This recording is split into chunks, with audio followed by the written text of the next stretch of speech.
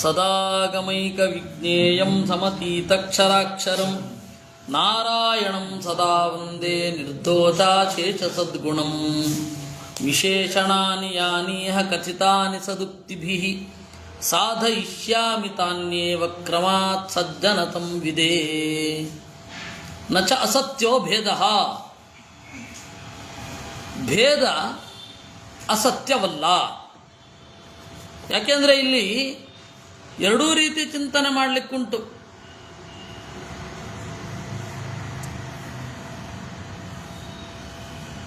ಯಾವುದಾರೊಂದು ಮಾತಿಗೆ ಮುಖ್ಯಾರ್ಥವನ್ನು ಕಲ್ಪನೆ ಮಾಡಲೇಬೇಕು.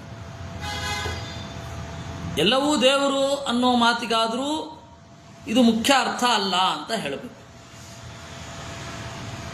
ಎಲ್ಲವೂ ಭಿನ್ನ, ದೇವರು ನಿಯಂತ್ರಣ ಮಾಡ್ತಾನೆ ಅನ್ನೋದನ್ನಾದರೂ ಅಮುಖ್ಯಾರ್ಥ ಅಂತ ಕಲ್ಪನೆ ಮಾಡಬೇಕು. ತತ್ವಮಸಿ ಅಂತನ್ನುವ ಮಾತಿಗೆ ಮುಖ್ಯವಾದ ಅರ್ಥವನ್ನು ಬಿಟ್ಟು ಅಮುಖ್ಯವಾದ ಅರ್ಥವನ್ನು ಕಲ್ಪನೆ ಮಾಡಿದ್ದೇವೆ. ತತ್ವಮಸಿ ಅಂದ್ರೇನು? ತತ್ ತ್ವಂ ಅಸಿ, ಅದು ನೀನು, ಅದು ನೀನಾಗಿದ್ದೀಯ. ಇದು ಮುಖ್ಯವಾದ ಅರ್ಥ. ಆ ಮುಖ್ಯವಾದ ಅರ್ಥವನ್ನು ಬಿಟ್ಟು ತತ್ ತ್ವಂ ಅಸಿ, ತ್ವಂ ನೀನು, ತತ್ ಅವನಿಂದ, ಅಸಿ ಇದ್ದೀಯ ಅಂತ ಅರ್ಥ ಮಾಡ್ತೀರ. ನೀವಾದರೂ ಮುಖ್ಯ ಅರ್ಥವನ್ನು ಬಿಡಬೇಕು. ಸರ್ವಂ ಕಲ್ವಿದಂ ಬ್ರಹ್ಮ ಅನ್ನೋ ಮಾತಿಗೂ ನೀವು ಅಮುಖ್ಯ ಅರ್ಥ ಮಾಡಬೇಕು. ಏನು? ಎಲ್ಲವೂ ದೇವರೇ ಅಂದ್ರೇನು? ಎಲ್ಲವೂ ದೇವರ ಅಧೀನದಲ್ಲಿದೆ ಅಂತ. ಹೀಗೆ ಯಾವುದೋ ಒಂದು ಮಾತಿಗೆ ಅಮುಖ್ಯಾರ್ಥ ಕಲ್ಪನೆ ಮಾಡಬೇಕು. ನೀವು ಅದನ್ನೇ ಮಾಡಿರೋದು, ನಾವು ಅದನ್ನೇ ಮಾಡ್ತೇವೆ. ಏನು? ದ್ವಾಸು ಪರ್ಣ ಸಯುಜಾತ ಖಾಯ ಸಮಾನಂ ವೃಕ್ಷಂ ಪರಿಶಸ್ವಜಾತೆ ಅಂತನ್ನುವ ಮಾತು ಭೇದವನ್ನು ಹೇಳ್ತಾ ಇದೆ ಅಂತೀರ. ಆ ಭೇದದ ಮಾತಿಗೆ ಅಮುಖ್ಯಾರ್ಥ ಕಲ್ಪನೆ ಮಾಡ್ತೇವೆ. ಅವ್ರು ಹೇಳೋದು, ನೀವು ಅಭೇದದ ಮಾತಿಗೆ ಅಮುಖ್ಯಾರ್ಥವನ್ನು ಕಲ್ಪನೆ ಮಾಡ್ತೀರಾ, ನಾವು ಭೇದವನ್ನು ಹೇಳೋ ಮಾತಿಗೆ ಅಮುಖ್ಯವನ್ನು ಕಲ್ಪನೆ ಮಾಡ್ತೇವೆ. ಎರಡೂ ಸೇಮ್ ಆಯ್ತಲ್ಲ.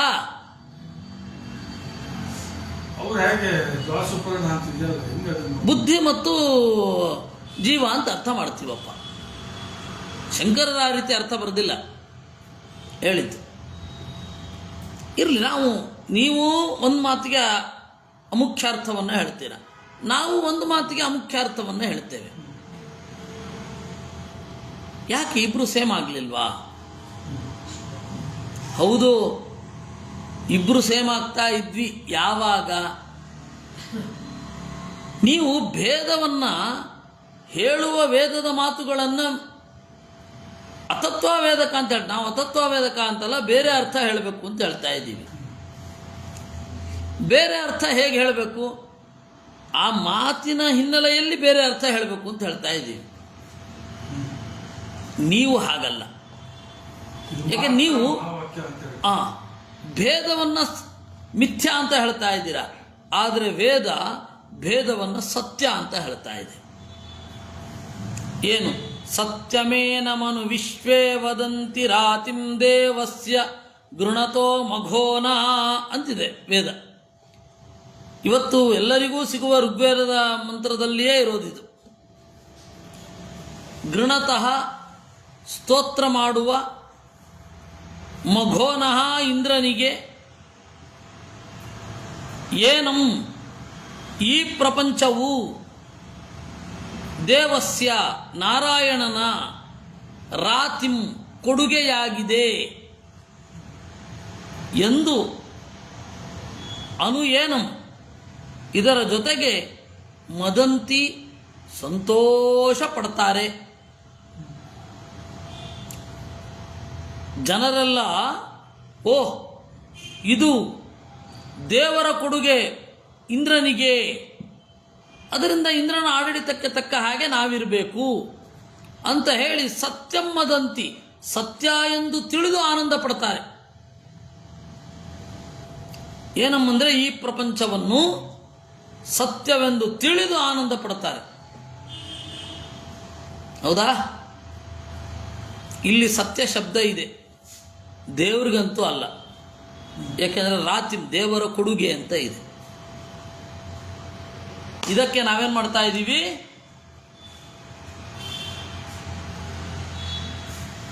ಸತ್ಯ ಅನ್ನೋ ಶಬ್ದ ಇದೆ.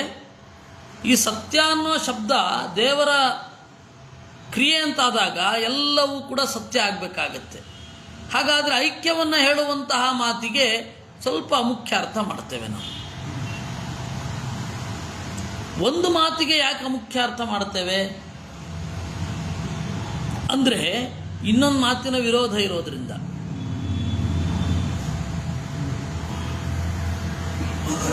ಅದರಲ್ಲಿ ಯಾವುದು ಅನುಭವಕ್ಕೆ ಬರುತ್ತೆ, ಯಾವ ಮಾತು ಪ್ರಬಲ ಹಂಗೆ ಹೋಗ್ತೀವಿ ನಾವು. ನೀವು ಹಾಗಲ್ಲ, ಕೇಳ್ತಾ ಇದೆ ಮಿಥ್ಯಾ ಅನ್ಬೇಕು ಅಷ್ಟೇ. ಈ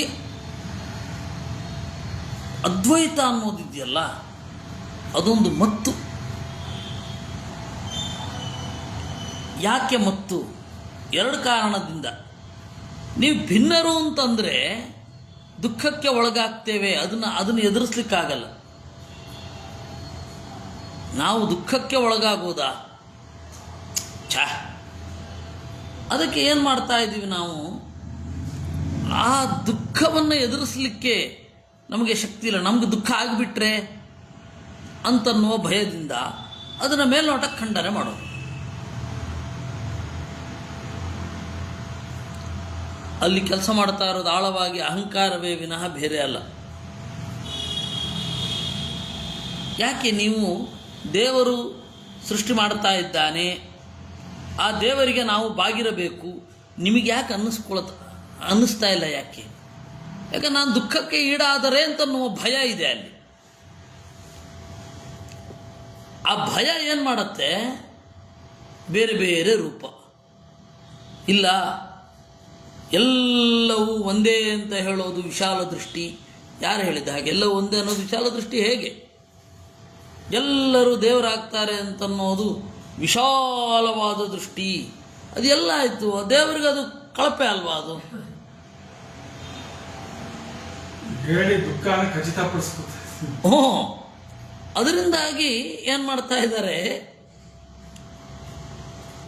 ಈ ಎರಡು ಮಾತುಗಳಿಗೆ ಯಾವುದೋ ಒಂದು ಮಾತಿಗೆ ಅಮುಖ್ಯ ಅರ್ಥ ಮಾಡಬೇಕು, ಅಷ್ಟು ಮಾತ್ರ ಸತ್ಯ. ಆದರೆ ಯಾಕೆ ಮಾಡಬೇಕು ಅನ್ನೋದಕ್ಕೆ ಕಾರಣ ಉಂಟು.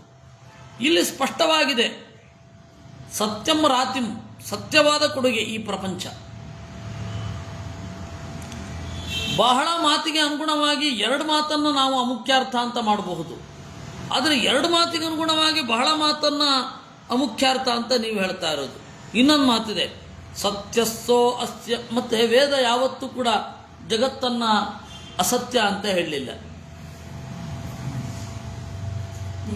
ಯಾಕೆಂದರೆ ಜಗತ್ತಿನ ನೀತಿ ನಿಂತಿರೋದೇ ಜಗತ್ತು ಸತ್ಯ ಆದ್ದರಿಂದ. ಜಗತ್ತು ಮಿಥ್ಯ ಆದರೆ ಅನೀತಿಗೇನು ಅಡ್ಡಿ? ಏನಡ್ಡಿ? ಸತ್ಯಸ್ಸೋ ಅಸ್ಯ ಮಹಿಮಾ ಗೃಣೇತವೋ ಯಜ್ಞೇತು ವಿಪ್ರರಾಜ್ಯೇ ಅನ್ನುವ ಮಾತಿದೆ. ಅಸ್ಯ ಮಹಿಮಾ, ಈ ದೇವರ ಮಹಿಮೆಯು ಸತ್ಯ, ಸಜ್ಜನರಿಗೆ ಹಿತವಾಗಿದೆ. ಸಜ್ಜನರಿಗೆ ಹಿತವಾಗಿದೆ ಅಂದರೆ ದುರ್ಜನರಿಗೆ ಹಿತ ಆಗಬೇಕು. ಅವರಿಬ್ಬರು ಭಿನ್ನ ಆಗಿರಲೇಬೇಕು. ಅಥವಾ ಸತ್ಯ ಪಾರಮಾರ್ಥಿಕ ಸತ್ತೆಯನ್ನು ಹೊಂದಿದೆ, ಅಬ್ಸಲ್ಯೂಟ್ ಇದೆ.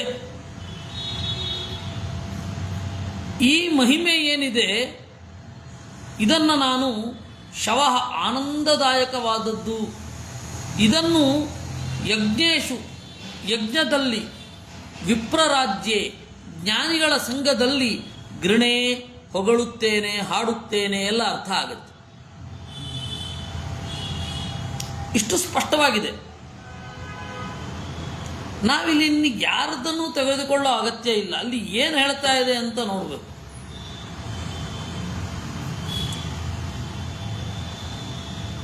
ಎಲ್ಲರೂ ಅದ್ವೈತದ ಹಿಂದೆ ಇದ್ದಾರೆ. ಯಾಕೆ ಅದ್ವೈತದ ಹಿಂದೆ ಇದ್ದಾರೆ? ಶಂಕರರ ಸಿದ್ಧಾಂತ ತಪ್ಪಾದರೂ ನಾವು ಅದಕ್ಕಿಂತ ಬೇರೆನೇ ಅದ್ವೈತವನ್ನು ಯೋಚನೆ ಮಾಡ್ತೀವಿ. ಅದ್ವೈತ ಯೋಚನೆ ಮಾಡ್ತೀವಿ ಅನ್ನೋದೇ ಯಾಕೆ? ಅವರಿಗೆ ತಲೆನಲ್ಲಿ ಒಂದು ಕೂತ್ಬಿಟ್ಟಿದೆ. ಮಧ್ವಾಚಾರ್ಯರು ಸಂಕುಚಿತವಾಗಿ ಹೇಳ್ತಾರೆ. ಅದು ಸಂಕುಚಿತ ಅಲ್ಲ. ಎಲ್ಲ ದೇವರ ಅನಂತ್ಯವನ್ನು ಒಪ್ಪಿ ಹೇಳ್ತಾ ಇರೋರೇ ಆಚಾರ್ಯರು.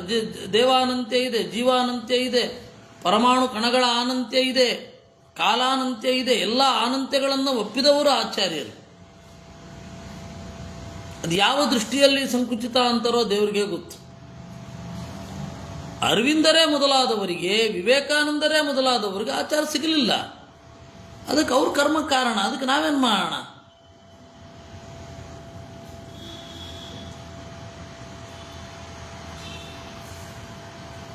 ಅದ್ರ ಮೇಲೆ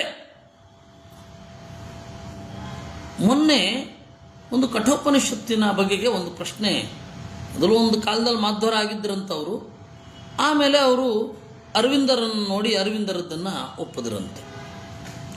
ಮಧ್ವಾಚಾರ್ಯರ ವ್ಯಾಖ್ಯಾನ ಸ್ವರಸವೇ, ಮುಕ್ತಿಯಲ್ಲಿ ನಿಯಾಮಕನಾದ ದೇವರ ಬಗೆಗೆ ಪ್ರಶ್ನೆ ಮಾಡ್ತಾ ಇದ್ದಾನೆ ನಚಿಕೇತ ಅಂತ ಹೇಗೆ ಗೊತ್ತಾಯಿತು?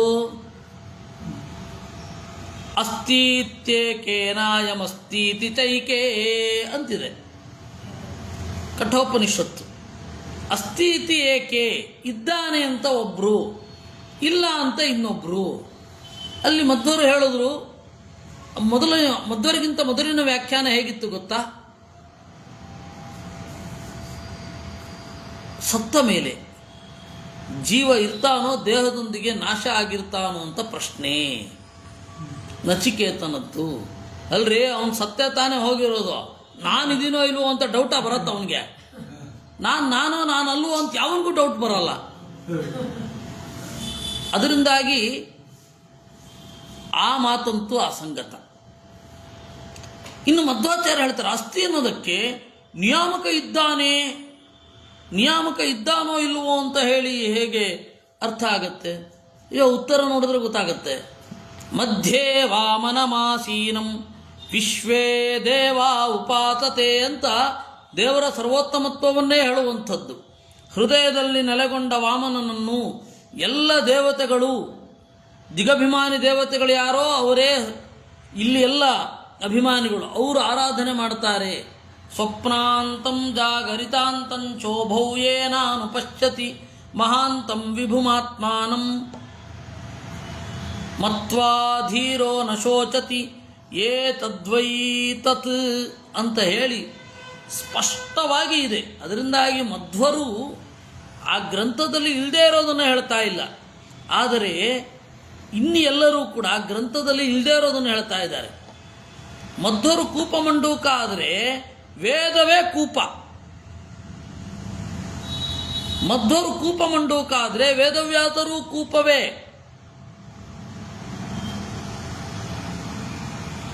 ನಿಮಗೆ ಸರ್ವಮೂಲ ಕೂಪ ಆಗೋದಾದರೆ ನಾನು ಕೂಪ ಮಂಡೂಕವೇ ಒಪ್ಕೊಳ್ತೇನೆ. ಆದರೆ ಗ್ರಂಥವನ್ನು ಬಿಟ್ಟು ಏನೇನೋ ಕಲ್ಪನೆ ಮಾಡೋದಕ್ಕಿಂತ ಇದು ಉತ್ತಮ. ಅಂಗುಷ್ಠ ಮಾತ್ರ ಪುರುಷಃ ಮಧ್ಯ ಆತ್ಮನಿ ತಿಷ್ಠತಿ ಅಂತ ಉಪನಿಷತ್ತು. ಅಲ್ಲಿ ಚೈತ್ಯ ಪುರುಷ, ಇವರು ಚೈತ್ಯ ಪುರುಷ ಅಂತ ಒಂದು ಕಲ್ಪನೆ ಮಾಡ್ತಾರೆ ಅರವಿಂದರು. ಎಲ್ಲಿದೆ ಅಂಗುಷ್ಠ ಮಾತ್ರ ಪುರುಷ? ಯಾರು ಅಂದರೆ ವಾಮನ ಅಂತ ಮುಂದೆ ಉಂಟು. ಅಂಗುಷ್ಠ ಮಾತ್ರ ಪುರುಷ, ಚೈತ್ಯ ಪುರುಷ, ಅದು ಎಲ್ಲಿಂದ ಬರುತ್ತೆ ಇವರಿಗೆ ಈ ಕಲ್ಪನೆಗಳೆಲ್ಲ? ಗ್ರಂಥದಿಂದ ಹೊರಗಡೆ ನಿಂತು ಬಿಟ್ಟಿದ್ದಾರೆ, ಅವ್ರದೇ ಕಲ್ಪನೆಗಳಲ್ಲಿ ಓಡ್ತಾ ಇರುತ್ತೆ. ಅವರಿಗೆ ನಾನು ಅನ್ನೋದಕ್ಕಿಂತ ನಾವೆಲ್ಲ ಜಡವೂ ಕೂಡ ಎತ್ತರಕ್ಕೆ ಏರುತ್ತೆ ಅನ್ನೋದು ದೊಡ್ಡ ಕಲ್ಪನೆಯಾಗಿ ಕಾಣುತ್ತೆ. ಆದರೆ ಅದು ವಾಸ್ತವವ? ಐಡಿಯಲ್. ಎಲ್ಲರೂ ಸುಖವಾಗಿರಬೇಕು ಅಂತ ಅನ್ನೋದು ಐಡಿಯಲ್. ಆದರೆ ವಾಸ್ತವ ಹಾಗಿದೆಯಾ? ಇಲ್ಲ. ನಿಮಗೇನು ಗೊತ್ತು ಈ ವಾಸ್ತವ? ಪಾರಮಾರ್ಥಿಕ ದೃಷ್ಟಿ ಬಂದ ಮೇಲೆ ಅನ್ನೋದೇ ಅಪಾರಮಾರ್ಥಿಕ. ಕೃಷ್ಣನ, ರಾಮನ ಜೀವನ ಎಲ್ಲ ವೇಸ್ಟ್ ಇವ್ರ ಪ್ರಕಾರ. ಯಾಕಂದರೆ ಯಾವುದು ಮಾಯಾವಾದ ಹೇಳಿದ ಶೈಲಿಯಲ್ಲಿಲ್ಲ ಜೀವನ.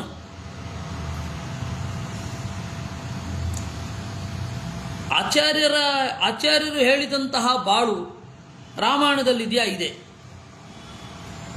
ಒಬ್ಬ ರಾವಣ ಅಂತ ಒಬ್ಬ ಕೆಟ್ಟವನು, ರಾಮ ಅಂತ ದೇವರು. ಒಳ್ಳೆಯವರಿಗೆಲ್ಲ ತೊಂದರೆ ಆಯಿತು ಕೆಟ್ಟವನಿಂದ, ಆ ಕೆಟ್ಟವನನ್ನು ತೆಗೆದ.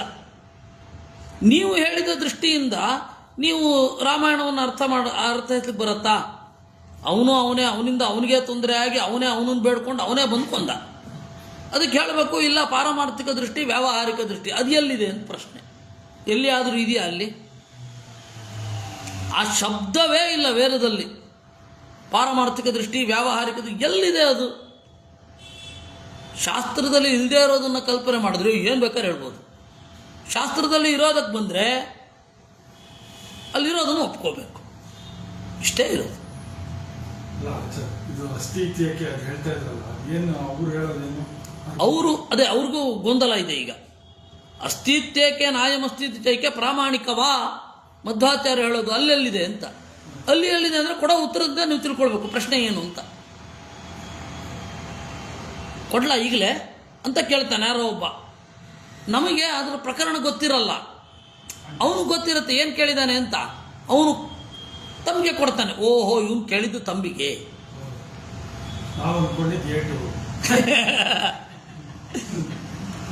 ಅದರಿಂದ ನೋಡಬೇಕದು ಪ್ರಕರಣ ನಮಗೆ ಗೊತ್ತಿಲ್ಲ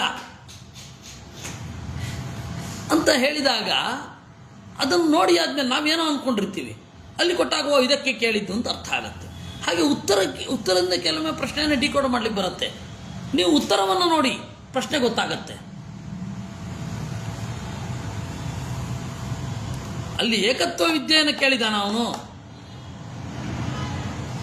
ಆಮೇಲೆ ಸ್ವರ್ಗೇ ಲೋಕೇನ ಭಯಂ ಕಿಂಚನಾಸ್ತಿ, ಸ್ವರ್ಗಲೋಕದಲ್ಲಿ ನಿನಗೆ ಇದು ಸಿಗತ್ತೆ, ನಾಚಿಕೇತಾಜ್ಞೆಯನ್ನು ಉಪಾಸನೆ ಮಾಡಿದ ಮೇಲೆ ಅಂತ ಹೇಳಿದ ಮೇಲೂ ಆತ್ಮ ಇದನೋ ಇಲ್ವೋ ಒಂದು ಡೌಟ್ ಬರುತ್ತಾ ಅವನಿಗೆ? ದೇಹಾತಿರಿಕ್ತ ಆತ್ಮ, ಅದು ಕಡೆ ಪ್ರಶ್ನೆ ಅಲ್ವಾ? ತ್ರಯಾಣಾಂ ಚೈವ ಮೇಕೆ, ಈ ಮೂರು ಜನರಿಗೆ, ನಮ್ಮ ವಿದ್ವಾಂಸರು ಹಂಗೆ ಆಡ್ತಾವೆ ಬಿಡಿ, ಅವುಗಳಿಗೆ ಈ ಪ್ರಶ್ನೆ ಹಾಕಿದ್ರೆ ಒಬ್ಬ ಉತ್ತರ ಕೊಡಲಿಲ್ಲ, ಬರೆಯೋ. ಯಾಕೆಂದ್ರೆ ಉಪನಿಷತ್ತು ಪ್ರವೇಶ ಇಲ್ಲ, ಬೇಡ ಅವ್ರಿಗೆ ಏನಾದ್ರೂ ಇರುತ್ತೆ. ದೇಹಾತಿರಿಕ್ತ ಆತ್ಮನೇ ಪ್ರಶ್ನೆ ಕೇಳ್ತಾ ಇರೋದು. ಅದೇ ಅಲ್ಲ, ಆಚಾರ್ಯರು ಬರೆದಿದ್ದಾರೆ ಅದನ್ನ. ನಚ ಮೃತ್ವಾ ಯಮಂಗ ಪ್ರತಿಗತಸ್ಯ ಸಂದೇಹೋ ನ ಭವತಿ ಅಂತ ಬರೆದಿದ್ದಾರೆ ಆಚಾರ್ಯರು. ಅಲ್ಲ, ಅವ್ರು ಕೇಳ್ತಾ ಇರೋದು ಅಲ್ಲಿ ಹೇಗೆ ಬಂತು, ಇದು ಹೇಗೆ ಬಂತು ಅಂತ ನಾವು ಆ ಪ್ರಶ್ನೆಯನ್ನೇ ಗಮನಿಸಿಲ್ಲ. ನೀನ್ಯಾಕೆ ಉತ್ತರ ಕೊಡಬಾರದು ಅಂದರೆ, ಒಂದು, ನಾನು ಸಾಮಾಜಿಕ ಜಾಲತಾಣದಲ್ಲಿ ಬರೆಯೋಲ್ಲ ಅಂತ ಮೊದಲಿಂದ ನಾನು ಕಮಿಟ್ ಆಗಿದ್ದೇನೆ. ಯಾಕೆ ಕಮಿಟ್ ಆಗಿದೆಯಾ ಅಂತ ಹೇಳಿದರೆ, ಅದರಲ್ಲಿ ನನಗೆ ಸಮಯ ಸಂಹಾರ ಮಾಡಲಿಕ್ಕೆ ಇಷ್ಟ ಇಲ್ಲ. ಅಲ್ಲ, ಹಾಗಾದ್ರೆ ಅವರು ಅದೇ ಅಂದ್ರೆ ಅವ್ರು ಬರಿತಾನೆ ಇರ್ತಾರೆ. ಯಾವಾಗಲೂ ಸಾಮಾಜಿಕ ಜಾಲತಾಣದಲ್ಲಿರೋರು ಬರೀಬೇಕು ಅಂತ ನಾನು ಹೇಳೋದು. ಅವ್ರು ಇದ್ದಾರಲ್ಲ, ಅವ್ರ ಕೆಲಸನ ಅವರು ಅದನ್ನು ಪ್ರತಿಜ್ಞೆ ಮಾಡಿದ್ದಾರೆ, ನಾನು ಇಲ್ಲಿ ಬರುವ ಪ್ರಶ್ನೆಗಳಿಗೆ ಉತ್ತರ ಕೊಡ್ತೇನೆ ಅಂತ ಅವ್ರು ಕಮಿಟ್ ಆಗಿದ್ದಾರೆ, ಅವರು ಬರೀಬೇಕು. ನಾನು ಆದರೆ ಎದುರುಗಡೆ ಬಂದರೆ ನಾನು ಬಿಡದೇ ಇರೋಲ್ಲ. ಯಾಕೆ ನಾನು ಹೇಳಿದ್ದು ಅಂದರೆ, ಆಚಾರ್ಯರನ್ನ ಸಂಕುಚಿತ ದೃಷ್ಟಿಯವರು ಅಂತ ಹೇಳುವವರು ಈ ವೇದ ಮಂತ್ರಗಳನ್ನೇ ಗಮನಿಸಿರೋಲ್ಲ, ಗಮನಿಸಿದ್ರು ಇದು ಅಪ್ರಮಾಣ ಅಂತಾರೆ. ಅದಕ್ಕೇನು ಪ್ರೂಫ್ ಅಂದರೆ ಉತ್ತರ ಇಲ್ಲ. ನಮಗೆ ಅಷ್ಟೇ. ಎಸ್ ಕೆ ರಾಮಚಂದ್ರಾಯರು ಅಂತ, ಅವರು ಸತ್ಯಧ್ಯಾನದ ಪ್ರಶಿಷ್ಯರು. ಅವರು ಮಾಯಾವಾದವನ್ನು ಉತ್ಕಟವಾಗಿ ಮೆಚ್ಚಿದವರು. ಉತ್ಕಟವಾಗಿ ಮಾಯಾವಾದವನ್ನು ಮೆಚ್ಚಿದವರು ಅವರು ತಲವಕಾರ ಉಪನಿಷತ್ತನ್ನು ನೋಡುವಾಗ ಸ್ಪಷ್ಟವಾಗಿ ತಾರತಮ್ಯ ಕಾಣುತ್ತೆ. ಅದು ಪ್ರಕ್ಷಿಪ್ತ ಅಂತ ಅನ್ಕೋಬೇಕು ನಾವು ಅಂದ್ಬಿಡ್ತಾರೆ. ಏನು ಪ್ರೂಫು?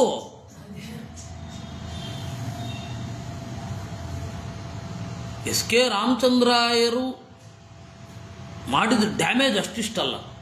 ಅವರು ಒಂದು ಕಡೆ ಬರೀತಾರೆ, ಸತ್ಯಧ್ಯಾನರು ಕೂಡ ಶಂಕರರ ಅದ್ವೈತವನ್ನು ಒಳಗಡೆಯಿಂದ ಒಪ್ಪಿದ್ರು ಅಂತ ಬರೀತಾರೆ. ಏನು ಪ್ರೂಫು ಗೊತ್ತಿಲ್ಲ.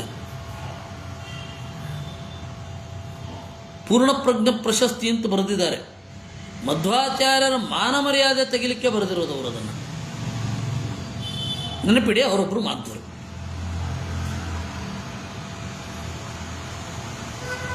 ಯಾಕೆ ಹೀಗಾಯಿತು?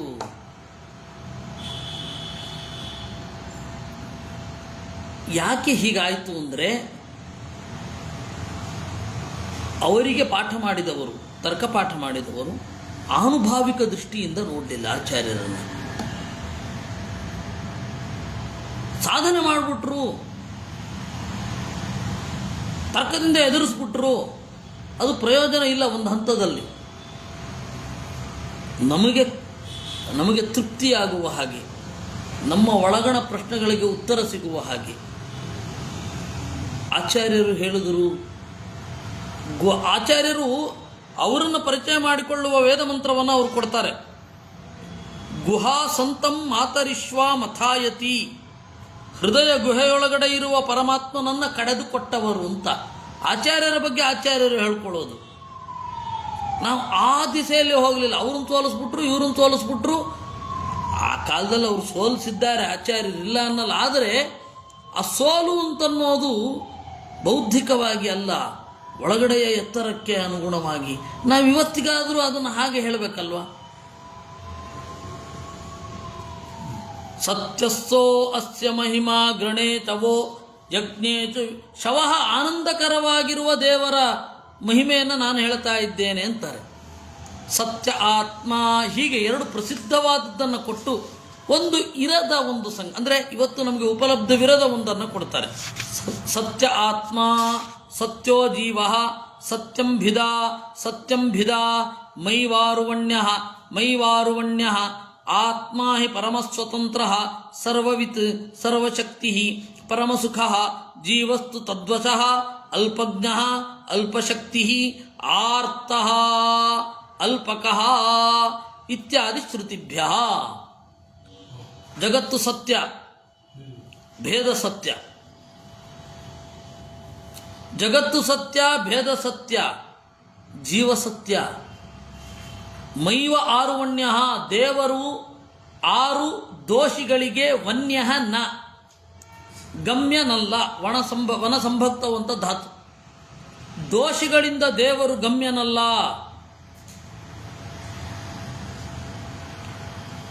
ವನ ಸಂಭಕ್ತವು ಅದನ್ನು ನೋಡಿ. ಪದ್ಮನಾಭ ತೀರ್ಥರ ವ್ಯಾಖ್ಯಾನ ಕೆಳಗಡೆಯಿಂದ ಎರಡನೆಯ ಸಾಲು. ಆರುಭಿ ವನ್ಯ ಭಜನೀಯೋ ಮೈವ. ಆರು ಅಂದರೆ ದೋಷವುಳ್ಳವರು. ಯಾವ ದೋಷ? ಜೀವಭಾವವನ್ನು ಪರಮಾತ್ಮನಿಗೆ ನೋಡುವ ದೋಷ ಇರುವವರು. ದೇವರ ಎತ್ತರವನ್ನು ತಮ್ಮ ಕುಬ್ಜತೆಗೆ ಎಳೆದುಕೊಳ್ಳುವವರು. ಅವರಿಗೆ ದೇವರು ಸಿಗೋದಿಲ್ಲ. ಮೈವ ಆರುವಣ್ಯ ಅಂತ 3 ಬಾರಿ ಹೇಳಿ ಆತ್ಮ ಹಿ ಪರಮ ಸ್ವತಂತ್ರ, ಪರಮಾತ್ಮ ಅಲ್ಲಿ ಹೆಸರಿನಲ್ಲೇ ಪರಮ ಉತ್ಕೃಷ್ಟನಾದ ಆತ್ಮ ಅಂತ. ಅವನು ಸ್ವತಂತ್ರ, ಎಲ್ಲವನ್ನೂ ಪಡೆದವನು, ತಿಳಿದವನು, ಎಲ್ಲವನ್ನ ನಡೆಸುವವನು, ಸರ್ವಶಕ್ತಿ, ಪರಮಸುಖ, ಪರಮ. ಆದರೆ ಜೀವ ಅವನ ವಶ, ಅಲ್ಪಜ್ಞ, ಅಲ್ಪಶಕ್ತಿ, ಆರ್ತಃ ಸಂಕಟದಿಂದ ಕೂಡಿದವ, ಅಲ್ಪಕ. ಒಪ್ತೀವಿ. ಆದರೆ ಇದು ಅವಾಂತರ ಸತ್ಯ ಅಂದ್ಬಿಡ್ತಾರೆ. ಅದಕ್ಕೆ ಮುಂದೆ ಉತ್ತರ ಸಿಗುತ್ತೆ. ಅಂದ್ರೆ ಅದು ಇಲ್ಲಿ ಈ ಜಗತ್ತು